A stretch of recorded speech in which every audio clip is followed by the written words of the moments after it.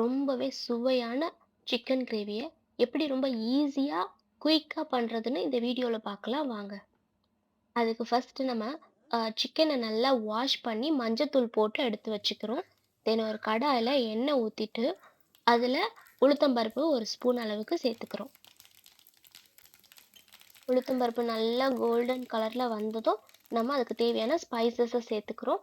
பட்டை, கிராம்பு, ஏலக்காய் இதெல்லாம் சேர்த்துட்டு தென் ஒரு 2 செகண்ட்ஸ்லேயே பிரியாணி இலை இருக்கும் இல்லையா, அதையும் இதில் சேர்த்துடுறோம். சேர்த்து ஒரு 10 செகண்ட்ஸ் மட்டும் இதை நல்லா கிளறி விடுறோம்.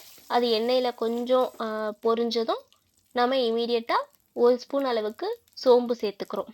சோம்பு வந்து உங்களுக்கு தேவைன்னா நீங்கள் சேர்த்துக்கலாம், இல்லை கூட குறைய கூட நீங்கள் உங்களுக்கு தேவைங்கிற அளவுக்கு சேர்த்துக்கலாம். தென் இஞ்சி பூண்டு பேஸ்ட் போட்டுக்கிறோம். இஞ்சி பூண்டு பேஸ்ட் ரொம்ப இம்பார்ட்டன்ட். ஸோ அதை நல்லா கிளறி விட்டுக்கிறோம். அதோட பச்சை ஸ்மெல் போகிற அளவுக்கு எண்ணெயில் நல்லா வதக்கிட்டு 2 பெரிய வெங்காயம் கட் பண்ணி வச்சுருக்கோம். ஸோ அந்த 2 பெரிய வெங்காயத்தை இதில் சேர்த்துக்கிறோம். நம்ம எப்பவுமே நான்வெஜ் செஞ்சாலே வெங்காயம் வந்து நல்லா குக் ஆகணும். அது கண்ணாடி பதத்துக்கு வர அளவுக்கு குக் ஆகணும். ஸோ அதனால் எண்ணெய் பிரிஞ்சு வர அளவுக்கு அதை நல்லா கிளறி விட்டு குக் பண்ணுறோம். அடி பிடிக்கக்கூடாது.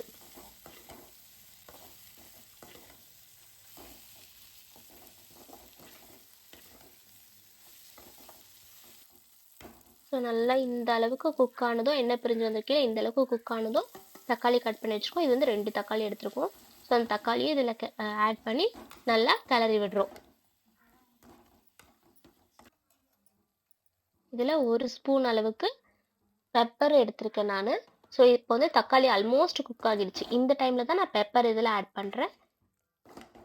உங்களுக்கு வேண்டும்னா பெப்பர் நீங்கள் ஸ்கிப் பண்ணிக்கலாம். பட் பெப்பர் போட்டிங்கன்னா டேஸ்ட் வந்து இன்னுமே ரொம்ப நல்லாயிருக்கும். சிக்கனோட அந்த ரா ஸ்மெல், அந்த கவுச்சி ஸ்மெல் இருக்கும் இல்லையா, அது வராமல் இருக்கும். அதுக்காக நம்ம பெப்பர் சேர்த்துக்கிறோம். தென் வெங்காயம் அண்ட் தக்காளி நல்லா வதங்கினதும் சிக்கனை நம்ம இப்போ இதில் சேர்க்குறோம்.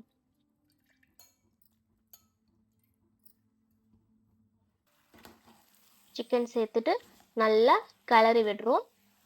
இப்போ தண்ணி சேர்க்காம இப்போ இருக்க ஆயிலே இந்த சிக்கன் ஒரு 5 மினிட்ஸ் குக் ஆகணும். நம்ம இமீடியட்டாக வாட்டர் ஆட் பண்ணிட்டோம்னா சிக்கன் வந்து ரொம்ப ஹார்ட் ஆகிடும். நம்ம இந்த ஆயிலே குக் பண்ணும்போது கொஞ்சம் சாஃப்டாக இருக்கும். தென் இதுக்கப்புறம் இதில் தேவையான அளவு உப்பு சேர்த்துக்கிறோம். நம்ம உப்பு சேர்த்துட்டு இதை நல்லா கிளறி விடுறோம்.